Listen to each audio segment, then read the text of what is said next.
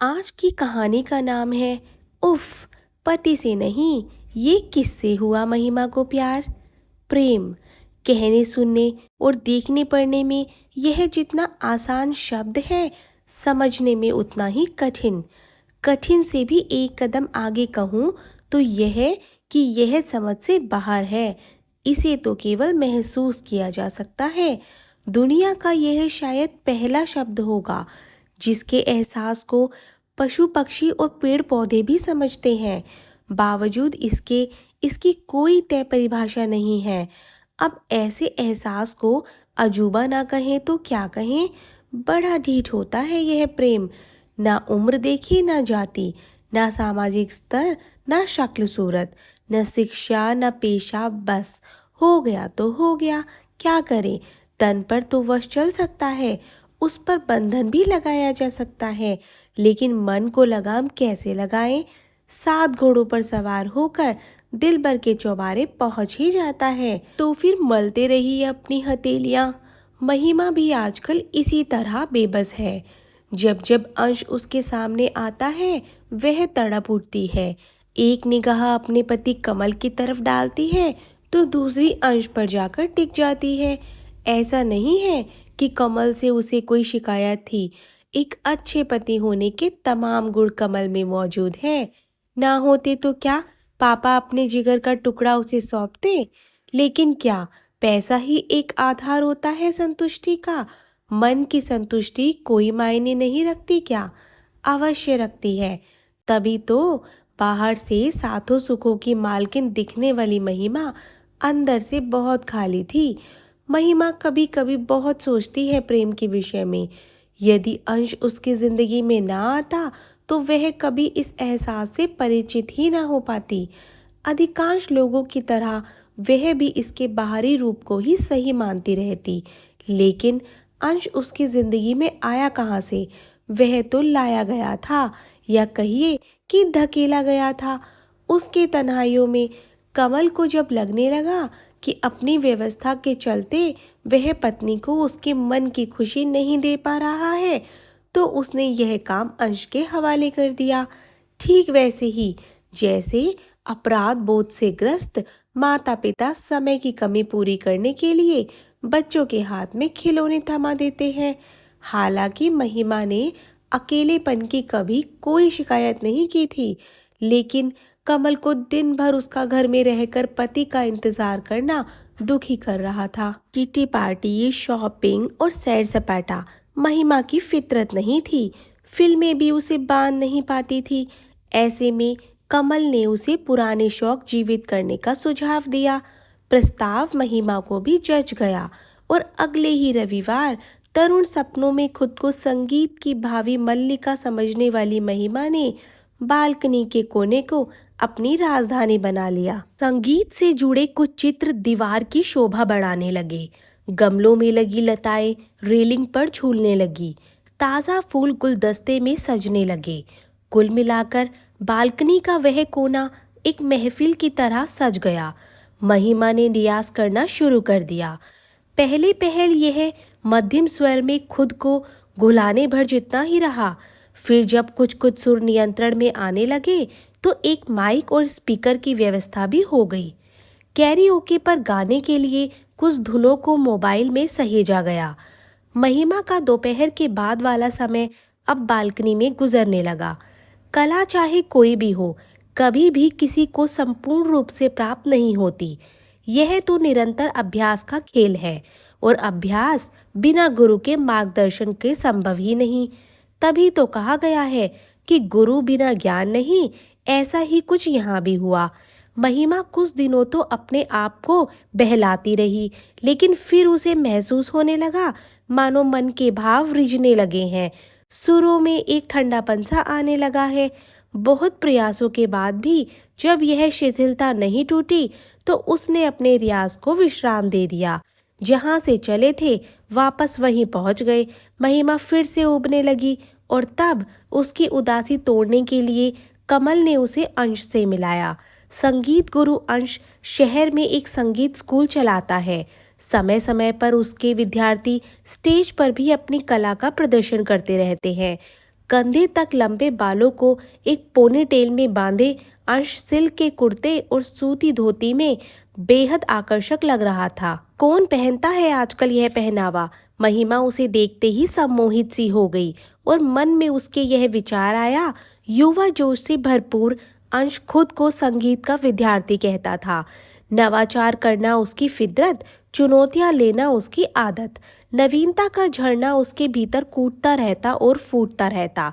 एक ही गीत पर अनेक कोणों से संगीत बनाने वाला अंश आते ही धूल भरे गुब्बार की तरह महिमा के सुरों को अपने आगोश में लेता चला गया।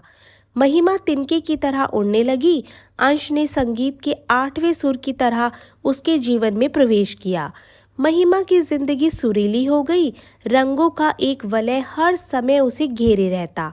अंश के साथ ने उसकी सोच को भी नए आयाम दिए। उसने महिमा को एहसास करवाया कि मात्र सुर ताल के साथ गाना ही संगीत नहीं है। संगीत अपने आप में संपूर्ण शास्त्र है। कैरियोके पर अभ्यास करने वाली महिमा जब वाद्य यंत्रों की सोहबत में गाने लगी तो उसे अपनी आवाज़ पर यकीन ही ना हुआ। जब उसने अपनी पहली रिकॉर्डिंग सुनी तब उसे एहसास हुआ कि वह कितने मधुर कंठ की स्वामिनी है। पहली बार उसे अपनी आवाज़ से प्यार हुआ। सुगम संगीत से लेकर शास्त्रीय संगीत तक और लोकगीतों से लेकर गज़ल तक सभी कुछ अंश इतने अच्छे से निभाता था कि महिमा के पाँव होले होले ज़मीन पर थपकी देने लगते और उसकी आंखें खुद ही मूंदने लगती। महिमा आनंद के सागर में डूबने उतरने लगती। उन पलों में वह ब्रह्मांड में सुदूर स्थित किसी आकाश गंगा में विचरण कर रही होती। यदि संगीत को पूरी तरह से जीना है तो कम से कम किसी एक वाद्य यंत्र से दोस्ती करनी पड़ेगी। इससे सुरों पर आपकी पकड़ बढ़ती है। एक दिन अंश ने उससे यह कहा तो महिमा ने गिटार बजाना सीखने की मंशा जाहिर की। उसकी बात सुनकर अंश मुस्कुरा दिया। वह खुद भी यही बजाता है। कला की दुनिया बड़ी विचित्र होती है। यह तिलिस्म की तरह होती है। यह आपको अपने भीतर आने के लिए आमंत्रित करती है, उकसाती है, सम्मोहित करती है। यह कांटे से बांधकर खिंच भी लेती है। जो इसमें समा गया वह बाहर आने का रास्ता खोजना ही नहीं चाहता। महिमा भी अंश की कलाई थामे बस बहे चली जा रही थी। गिटार पर नृत्य करती अंश की उंगलियां महिमा के दिल के तारों को भी बजाने लगी। कोई समझ ही न सका कि कब प्रेम की रेशमी धागों की गुच्छियां उलझने लगी। सीखना कभी भी आसान नहीं होता क्योंकि मन हमेशा आसान को अपनाने पर ही सहमत होता है। इसलिए वह सीखने की प्रक्रिया में अवरोह उत्पन्न करने लगता है और इसके कारण अक्सर सीखने की प्रक्रिया बीच में ही छोड़ देने का मन बनने लगता है। इसलिए महिमा को भी गिटार सीखना दिखने में जितना आसान लग रहा था, हकीकत में उसके लिए तारों को अपने वश में करना उतना ही कठिन था। बार बार असफल होती महिमा ने भी स्टार्टिंग के अभ्यास के बाद गिटार सीखने के अपने इस इरादे से पांव पीछे खींच लिए। लेकिन अंश अपने कमज़ोर विद्यार्थियों का साथ आसानी से छोड़ने वालों में से नहीं था। जब भी महिमा ढीली पड़ती अंश इतनी सुरीली धुन छेड़ देता कि महिमा दोगुने जोश से भर उठती और अपनी उंगलियों को अंश के हवाले कर देती। अंश जब उसे किसी युगल गीत का अभ्यास करवाता तो महिमा को लगता मानो वही इस गीत की नायिका है और अंश उसके लिए यह गीत गा रहा है। स्टेज पर दोनों की प्रस्तुति इतनी जीवंत होती कि देखने सुनने वाले किसी और ही दुनिया में पहुंच जाते। अब महिमा गिटार को साधने लगी थी। अभ्यास के लिए अंश उसे कोई नई धुन बनाने को कहता तो महिमा सब कुछ भूलकर बस दिन रात उसी में खोई रहती। घर में हर समय स्वर लहरियां तैरने लगी। कमल भी उसे खुश देखकर खुश था। महिमा सुबह से दोपहर होने की प्रतीक्षा करने लगती। कमल को ऑफिस के लिए विदा करने के बाद वह गिटार लेकर अपने अभ्यास में जुट जाती। जैसे ही घड़ी 3 बजाती महिमा अपना स्कूटर उठाती और अंश के संगीत स्कूल के लिए चल देती। वहां पहुंचने के बाद उसे वापसी का होश ही न रहता। घर आने के बाद कमल उसे फोन करता तब भी वह बेमन से ही लौटती। काश अंश और मैं एक दूसरे में खोए, बस गाते ही रहे। वह गिटार बजाता रहे और मैं उसके लिए गाती रहूं। ऐसे ख्याल कई बार उसे बेचैन कर देते थे। वह अपनी सीमाएं जानती थी, लेकिन मन कहाँ किसी सीमा को मानता है। वह तो बस प्रिय का साथ पाकर हवा हो जाता है। कल एक सरप्राइज पार्टी है, एक खास मेहमान से आप सबको मिलवाना है। उस दिन अंश ने क्लास खत्म होने पर यह घोषणा की, तो सब इस सरप्राइज का कयास लगाने लगे। महिमा हैरान थी कि इतना नज़दीक होने के बाद भी वह अंश के सरप्राइज से अनजान कैसे है। घर पहुंचने के बाद भी उसका मन वहीं अंश के इर्द गिर्द ही भटक रहा था। क्या सरप्राइज हो सकता है? महिमा ने कमल से पूछा। हो सकता है उसकी शादी तय हो गई हो, अपनी मंगेतर से मिलवाना चाह रहा हो। कमल ने हंसते हुए अपना मन जाहिर किया। सुनते ही महिमा तड़प उठी। दर्द की लहर कहीं भीतर तक चीर गई। अनायास एक अजनबी अनदेखी लड़की से उसे ईर्ष्या होने लगी। रात बहुत बेचैनी में कटी। उसे करवटें बदलते देखकर कमल भी परेशान हो गया। दूसरे दिन जब महिमा संगीत स्कूल से वापस लौटी तो बेहद खिन्न थी। क्या हुआ? कुछ परेशान हो? क्या सरप्राइज था? जैसे कई सवाल कमल ने एक साथ पूछे तो महिमा झल्ला गई। बहुत काली जबान है आपकी। अंश अपनी मंगेतर को ही सबसे मिलाने लाया था। अगले महीने उसकी शादी है। कहते कहते उसकी रुलाई लगभग फूट ही पड़ी थी। आंसू रोकने के प्रयास में उसका चेहरा टेढ़ा मेढ़ा होने लगा तो वह बाथरूम में चली गई। कमल अकबकाया सा उसे देख रहा था। वह महिमा की रुलाई के कारण को कुछ कुछ समझने का प्रयास कर रहा था, लेकिन वह तय नहीं कर पा रहा था कि उसे आखिर करना क्या चाहिए। अगले कुछ दिनों तक महिमा की क्लासेस बंद रहने वाली थी। अंश अपनी शादी के सिलसिले में छुट्टी लेकर गया था। उसके बाद वह हनीमून पर जाने वाला था। महिमा की चिड़चिड़ाहट चरम पर थी। ना ठीक से खा पी रही थी और ना ही कमल की तरफ उसका ध्यान था। कितनी ही बार कमल ने उसका ध्यान आकर्षित करने की कोशिश की, लेकिन महिमा के होठों पर मुस्कान नहीं ला सका।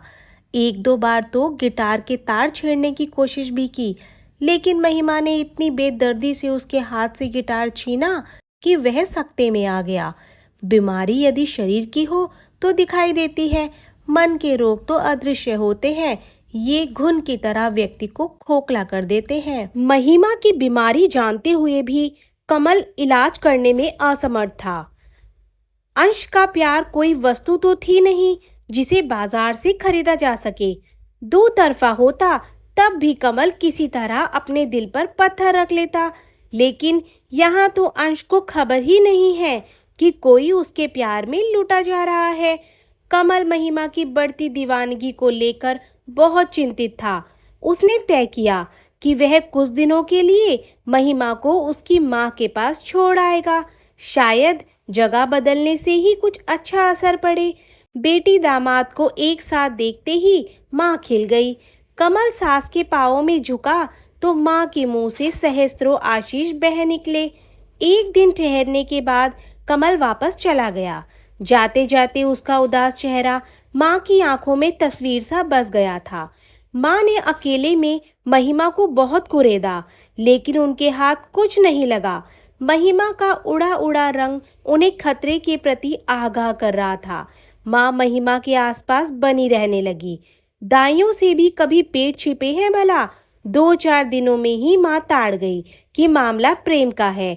ऐसा प्रेम जिसे ना स्वीकार करते बन रहा है और ना परित्याग। लेकिन भविष्य को अनिश्चित भी तो नहीं छोड़ा जा सकता ना। एक दिन जब महिमा बालकनी के कोने में कोई उदास धुन गुनगुना रही थी, माँ उसके पीछे आकर खड़ी हो गई। बहुत अपसेट लग रही हो, कोई परेशानी है तो मुझे बताओ, माँ हूँ तुम्हारी बेहतरी ही सोचूंगी। माँ ने महिमा के कंधे पर हाथ रखकर कहा। उनके अचानक स्पर्श से महिमा चौंक गई। नहीं, कुछ भी तो नहीं, यूं ही बस जरा दिल उदास है। महिमा ने यह कहकर उनका हाथ परे हटा दिया। माँ उसके सामने आ खड़ी हुई। उन्होंने महिमा का चेहरा अपनी हथेलियों में भर लिया और एक टक उसकी आंखों में देखने लगी। महिमा ने अपनी आंखें नीचे कर ली। कहते हैं कि गोद वाले बच्चे को छोड़कर पेट वाले से आशा नहीं रखनी चाहिए, यानी जो हासिल है उसे ही सहेज लेना चाहिए, बजाय इसके कि जो हासिल नहीं उसके पीछे भागा जाए। माँ ने धीरे से कहा। महिमा की आंखें डबडबा आई। वह माँ के सीने से लग गई। टप टप कर उनका आंचल भिगोने लगी। माँ ने उसे रोकने का प्रयास नहीं किया। कुछ देर रो लेने के बाद जब महिमा ने अपना चेहरा ऊपर उठाया तो बहुत शांत लग रही थी। शायद उसने मन ही मन कोई निर्णय ले लिया था। माँ ने उसका कंधा थपथपा दिया। कमल को फोन करके आने को कह दे, अकेला परेशान हो रहा होगा। माँ ने उसके हाथ में मोबाइल थमाते हुए कहा। अगले ही दिन कमल आ गया। कमल को देखते ही महिमा लहक कर उसके सीने से लग गई। कमल फिर से हैरान था। यह लड़की है या पहेली? कमल उसके चेहरे को पढ़ने की कोशिश करने लगा, लेकिन असफल रहा। इधर महिमा समझ गई थी कि कुछ यादों को यदि दिल में दफन कर लिया जाए तो वे धरोहर बन जाती है। अंश की मोहब्बत को पाने के लिए कमल के प्रेम का परित्याग कर देना किसी भी स्तर पर समझदारी नहीं कही जा सकती, वह भी तब जब अंश को इस प्रेम का आभास तक ना हो। और वैसे भी प्रेम कहाँ यह कहता है कि पाना ही उसका पर्याय है। यह तो वह फूल है जो सूखने के बाद भी अपनी महक बिखेरता रहता है। हम कल ही अपने घर चलेंगे, महिमा ने कहा। कमल ने उसे अपनी बाहों के घेरे में ले लिया। महिमा मन ही मन अंश की आभारी है। वह उसकी जिंदगी में ना आता तो प्रेम के वास्तविक स्वरूप से उसका परिचय कैसे होता भला? कैसे वह इसका स्वाद चख पाती? वह स्वाद जिसका वर्णन तो सब करते हैं, लेकिन बता को नहीं कोई नहीं पाता। असल स्वाद तो वही महसूस कर पाता है जिसने इसे चखा हो। हर एक के लिए प्रेम का स्वाद नितांत निजी होता है और उसका स्वरूप भी। तो दोस्तों जल्दी से कमेंट बॉक्स में बताओ किस किस को प्रेम हुआ है असल जीवन में। और हमारी अच्छी प्यारी कहानी के लिए हमारे चैनल को सब्सक्राइब करें। Thank you.